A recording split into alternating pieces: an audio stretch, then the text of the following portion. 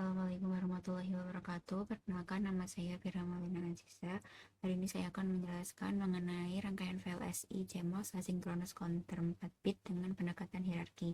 Di sini sudah terdapat rangkaian counter itu sendiri yang tersusun atas 4D flip-flop dikarenakan dia 4 bit, dan juga masing-masing outputnya terhubung ke output Q0, Q1, Q2, dan juga Q3, dan juga terdapat clock sebagai sinyal kendali. Di sini untuk rangkaian flip-flop sendiri ini tersusun atas dua D-latch, di mana D-latch pertama ini berfungsi sebagai memori. Lalu untuk inputnya sendiri ada input D dan juga sinyal kendali clock. Untuk cara kerjanya sendiri, ketika clock ini bernilai 0, maka D-latch pertama ini akan aktif karena di sini terdapat inverter yang akan merubah nilainya, sehingga D-latch pertama ini akan meneruskan nilai dari input D. Lalu ketika clocknya bernilai 1, maka dia akan mengaktifkan D-latch kedua, dan D-latch kedua ini akan menerima input dari D-latch pertama, yaitu nilai yang tersimpan di D-latch pertama, dan akan meneruskannya ke output Q. Lalu untuk D-latch sendiri ini diimplementasikan dengan multiplexer 2 ke 1 dengan menjadikan salah satu input multiplexer sebagai input data dan juga input lainnya atau clock ini sebagai sinyal kendali. Dan untuk cara kerjanya sendiri, ketika sinyal aktif, maka multiplexer akan memilih input D dan data akan diteruskan ke output.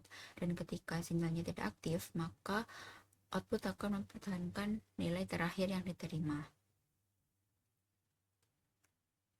Lalu di sini terdapat rangkaian multiplexer 2 ke 1, di mana rangkaian multiplexer ini cara kerjanya adalah dengan memilih salah satu dari dua input data untuk diteruskan ke output. Di sini terdapat input D0 dan juga D1, dan juga sinyal kontrolnya ini adalah S.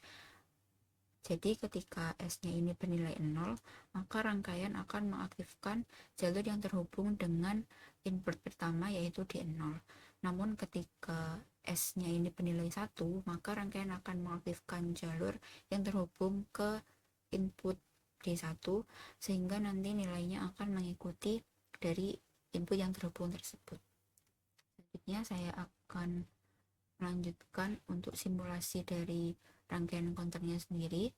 Dikarenakan ini adalah rangkaian asinkronus, maka untuk simulation optionnya di sini diubah menjadi ALS, lalu maksimum eventnya ini diset menjadi 1 juta.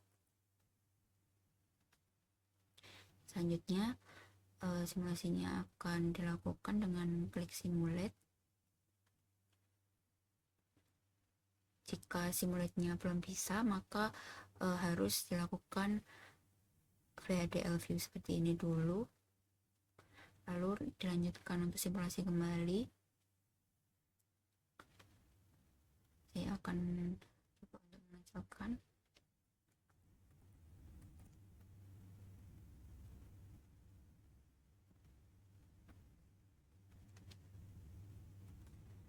Nah, untuk clock specification-nya sendiri ini diatur ke 10 juta.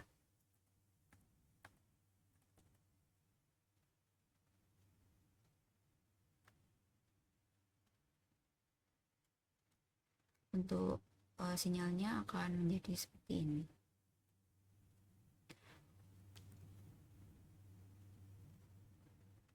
Sekian penjelasan dari saya. Apabila terdapat kekurangan, mohon maaf. Assalamualaikum warahmatullahi wabarakatuh.